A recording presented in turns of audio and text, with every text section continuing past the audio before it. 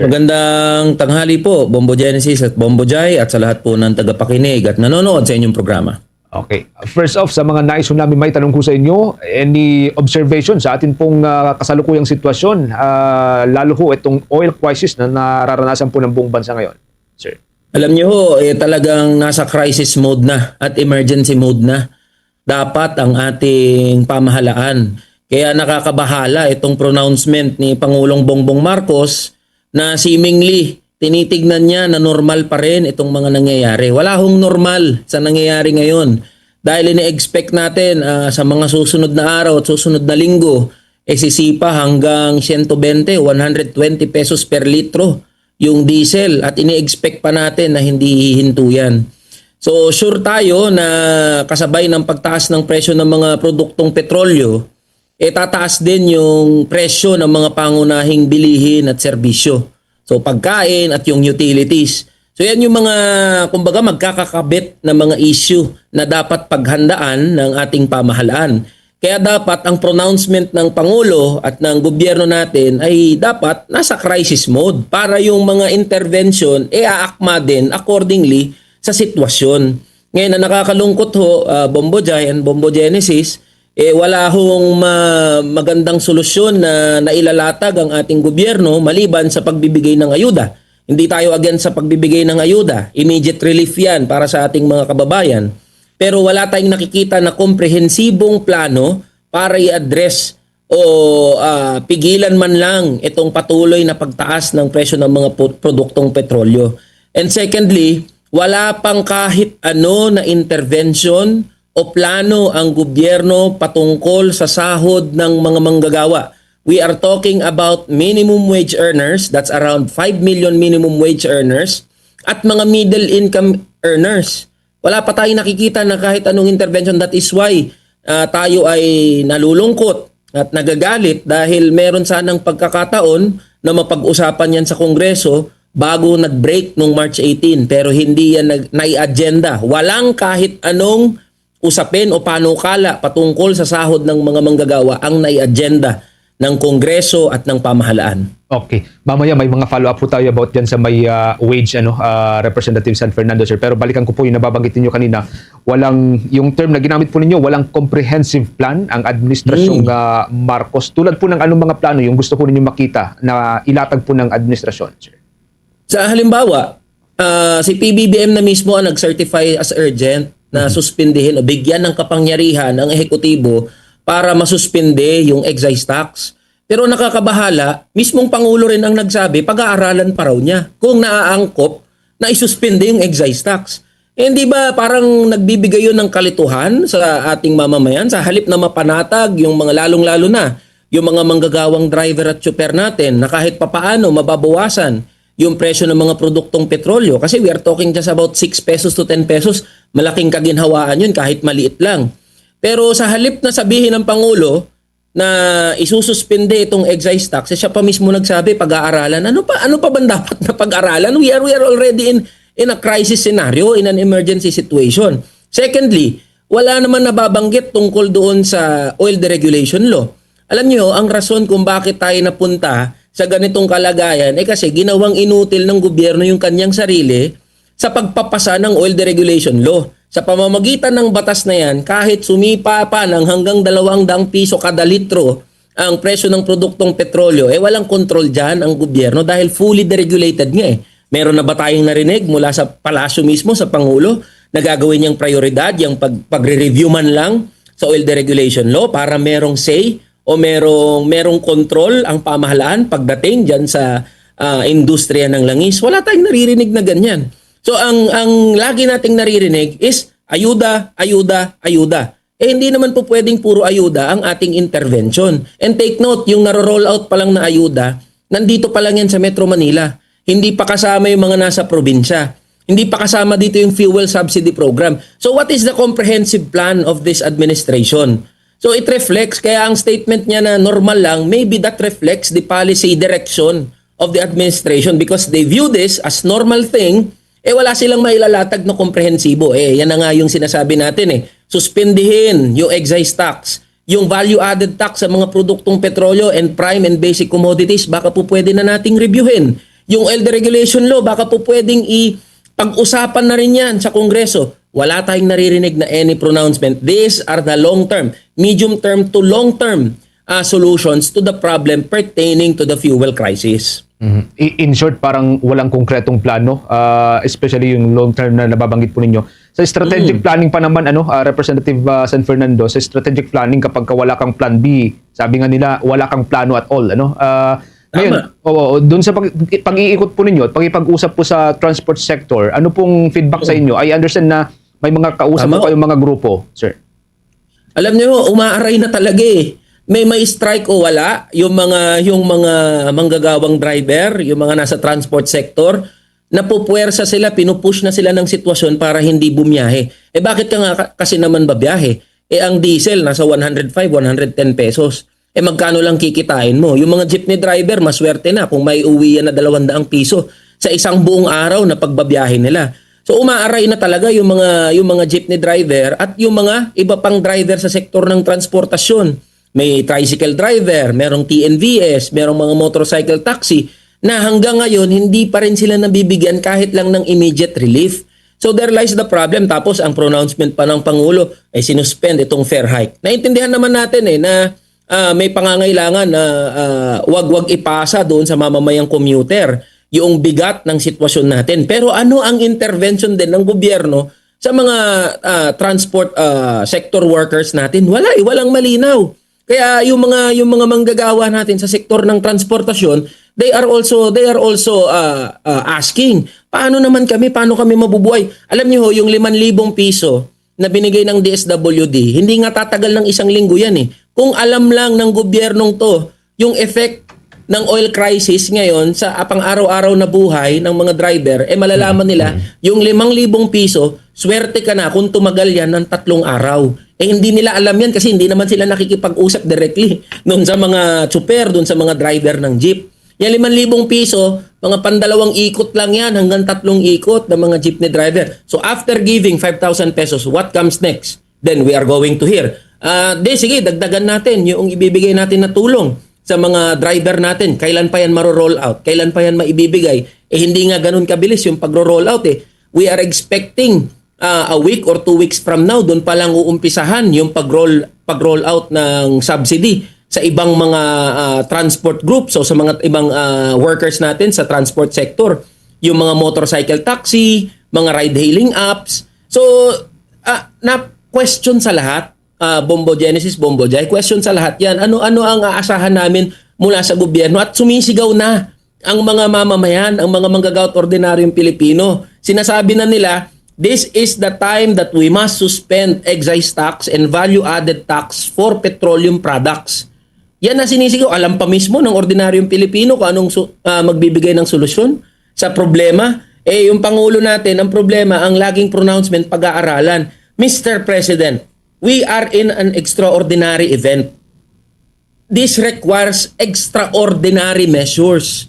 Ang lagi nyo sinasabi, baka mawalan ng kikitain ng gobyerno natin. Ano naman kung hindi kumita ang gobyerno natin? Ano naman kung mabawasan ng kita yung gobyerno natin? There are many ways for the government to raise up resources, especially at this point in time. Maybe we can come up with these solutions. Suspendihin na ho natin itong mga buwi sa mga produktong petrolyo. Huwag nyo na hong pag-aralan pa. Sinasabi na nga ano yung effect nito sa ating mga manggagawa at ordinaryong Pilipino. And yet there you are, ayaw nyo hong pakinggan yung mga manggagawa at ordinaryong Pilipino. Just for context lamang, noong January may record ang national government na hanggang 150 billion pesos yata, Representative San Fernando, na parang budget surplus ho natin, so malaking bagay na ho yun. So kung ang problema yung kikitain ng gobyerno, parang hindi ganong kalaking problema as compared dito sa present situation na meron po tayo. Tama ho. Ang binabanggit pa ho natin, there are many sources of revenue. At itong taxes sa produktong petrolyo, regressive yan kasi ang tinatamaan yan yung mga ordinaryong Pilipino. So there are many. Alam ba, usapin ng korupsyon. Korupsyon lang yan. Dami po pwedeng makuha ng gobyerno dyan kung seryoso ang gobyerno natin sa pagre-raise ng pondo na hindi tinatamaan o nagbibigay naman ng kaginhawaan doon sa mga pinakanangangailangan na sektor ng ating lipunan. Okay. Bombo Jai, with your questions kay Representative San Fernando. Okay, Representative, nakikita natin no, na may mga ayuda na ibinibigay sa ating mga tsoper, libreng sakay, to be fair, para sa ating mga commuters. But many have said na these are just band-aid solutions. So, are we seeing here na there's a deeper na reason pa or deeper problem pa sa mga nangyayari dito ngayon, Representative? Alam niyo, yung pagbibigay ng ayuda, kailangan na kailangan yan ng mga transport workers natin. So isang bagay yan. Pero pag tinignan natin, paano naman yung mga manggagawa, yung mga manggagawang commuter, walang kahit anong support to mitigate the impact of this ongoing crisis that we have. Walang kahit ano, wala tayong narinig na kahit anong suporta or immediate relief para sa mga minimum wage earners at sa mga middle income earners natin. At itong mga minimum wage earners natin at middle income earners natin, talagang hirap na sa sitwasyon ngayon dahil nagtaasan na lahat eh. Totoo sinasabi, may mga hindi pa ipinatupad yung pagtataas ng pamasahe sa mga pampublikong sasakyan. Pero sa actual ho, hindi naman nangyayari sa lahat yan. Dahil marami ay hindi naman mapipigilan na magtaas ng singil sa pamasahe o singil dun sa kanilang mga tinitindang produkto o serbisyo. Dahil sila rin ay nangangailangan na maka-adjust sa sitwasyon. Ngayon, ang kawawa ho dito at ang pinaka naiipit sa sitwasyon ay yung mga manggagawa, yung mga wage earners ho natin. And there lies the problem. We haven't heard any program, support, or any relief addressed to our minimum wage earners and our middle income earners na talagang hirap na hindi na makasabay. If you are earning 695 pesos here in Metro Manila, yung 695 mo, talagang kapos na yan. What more sa mga manggagawa sa probinsya? So there are no interventions addressed to the workers. Kaya yan yung isinisigaw natin. Merong pagkakataon, if this requires emergency session, kung kinakailangan mag-emergency session ng Kongreso, bakit hindi natin gawin? Bakit hindi natin putulin yung break ng Kongreso para makapag-come up tayo sa isang solusyon o sa mga measures para tugunan yung problema naman ng ating mga wage earners? So wala yan din ang pinagtataka. Hindi ba emergency rin ito na maituturing para sa ating mga manggagawa? Hindi rin ba emergency ito na maituturing dahil wala nang mabili yung mga manggagawa natin? Dahil sa taas ng presyo ng mga pangunahing bilhin at serbisyo. And in the next few weeks, take note of this, yung effect sa pagtaas ng presyo ng produktong petrolyo, magsispill over na yan doon sa presyo naman ng pangunahing bilihin at serbisyo mula sa pagkain hanggang sa utilities gaya ng kuryente. Ngayon, wala pa rin tayong nilalatag na kahit anong intervention dyan sa ating mga manggagawa. Habang nasa kalagitnaan ng oil crisis, Representative, marami nga itong nananawagan para sa pagtaas ng sahod. Any updates sa inyong National Minimum Wage Bill, Representative? We are really sad because despite the directive coming from the Speaker of the House, Bogie D, and we are really thankful to Speaker Bogie D, hindi po nag-deliver ang House of Representatives na isalang o pag-usapan yung National Minimum Wage Bill o yung House Bill number 8081. Take note, there are already 200 congressmen who are supportive of this measure. And we stand firm dito sa sinasabi natin, especially at this point in time where we are in crisis. Kailangan na itaas yung sahod ng mga manggagawa, lalong-lalo na doon sa probinsya. Dahil yung epekto ng oil crisis sa probinsya mas doble kumpara sa mga manggagawa dito sa Metro Manila. Dahil doon sa probinsya, napakababa na ng sahod, pero yung presyo ng mga bilihin almost the same level dito sa Metro Manila. So this is the right time for us to talk about these measures. And also, the legislated wage increase na matagal nang ipinaglalaban, yung 200 pesos legislated wage increase, ni hindi man lang napag-usapan din o hindi man lang gumugulong, kailangan na yan ng mga manggagawa. So we stand firm with our belief doon sa sinasabi natin. Ngayong humaharap sa krisis ang ating bayan, kailangan na itaas ang sahod ng mga manggagawa. Hindi po totoo na kailangang isuspindi muna yung pag-uusap sa kung anumang pagtataas ng sahod ng mga manggagawa. All the more na may krisis tayo ngayon, dapat itaas yung antas o yung kakayahan ng mga manggagawa na makabili ng mga pangunahing bilihin at serbisyo through their wages. The problem is our wages right now talagang below survival wages, poverty wages, starvation wages na. And ito po ang binabanggit ko. Kapag hindi inaddress ng gobyerno ang usapin ng sahod ng mga manggagawa, we are waiting for a national security crisis to explode. Because kapag ang mga manggagawa patuloy na nagutom, hindi nakapag-provide sa kanilang pamilya, ang susunod na niyan ay kaguluhan. At meron po tayong pwedeng solusyon dyan. Itaas yung sahod ng mga manggagawa. And we are appealing to the President and to the Congress na nawa naman mapag-usapan itong mga wage measures. Huwag niyong deadmahin. Huwag niyong parang wala kayong pakialam sa mga manggagawa. Ang mga manggagawa ay umiiyak na, nagdaraing, nagdadalamhati na parang hindi priority ng ating gobyerno. So let us prioritize our workers. Dapat i-prioritize yung legislated wage increase at yung House Bill number 8081, yung National Minimum Wage Bill. We can see here the urgency, Representative, no, para sa ating mga kamanggagawa. So, pwede ba o kaya po ba ito ihabol, lalo na kung i-certify ni Pangulong Marcos as urgent itong bill? That is why we are calling for an emergency session along with TUCP Party List, Deputy Speaker Raymond Mendoza. This should be an urgent and an emergency concern. So kung kinakailangang putulin yung break ng Kongreso, ba't hindi natin gawin? Ang tindig ko parang napaka-irresponsable naman na yung mga congressman, yung mga senador, nagbe-break samantalang yung mga manggagawa natin at ordinaryong Pilipino, wala man lang pahinga, wala man lang break sa araw-araw na hirap na dinaranas nila. Yung mga congressman, yung mga senador at yung mga opisyal ng gobyerno dapat pamarisan, dapat manguna dito sa paghahanap ng mga solusyon sa problemang hinaharap natin. Ano ba naman yung hindi mag-break yung mga mambabatas para makapag-craft ng mga meaningful na mga policy reforms na naka-address sa ating mga manggagawa. Across all sectors yan, hindi lang naman tayo nakatutok dun sa mga wage earners natin, pati doon sa transport sector workers natin hanggang sa mga agricultural workers natin. So yan yung binabanggit natin. This should be an urgent concern. And if it needs an emergency session, so be it. We should be ready sa emergency session. Okay, thank you so much, Representative Abambo Genesis. Okay, thank you so much for joining us, Representative San Fernando, sir. Last na lamang, kasi may mga nagre-raise din ho nito. Kamusta ho ang liderato dyan sa may Kamara? May mga nababalitaan ho ba tayong leadership changes after ho nitong pronouncement ng NUP, sir?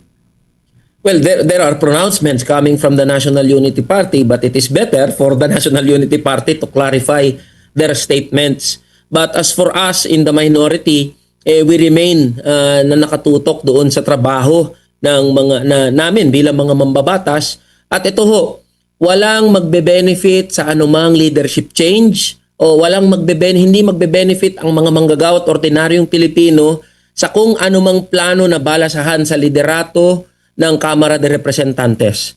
At this point in time na nasa krisis ang ating bansa, ako ho ay nakikiusap sa aking mga kasamahan sa Kongreso, mag-focus ho tayo sa ating trabaho, mag-focus tayo sa pagbibigay ng solusyon para sa mga manggagawa at ordinaryong Pilipino at isantabi natin yung mga pamumulitika at mga alingas-ngas ng gusto ng pagpapalit ng liderato. So yun po ang aking panawagan. I don't know kung merong mga galaw yung ibang mga partido, but insofar as we from the minority are concerned, kami po ay nakatutok sa aming trabaho. Okay. Thank you so much for joining us, Representative Maraming Eli salamat Fernando, po. sir. Thank you po. Thank you so much, sir. Ang kinatawan po ng Kamanggagawa Party List si Representative Eli San Fernando, mga kabombo.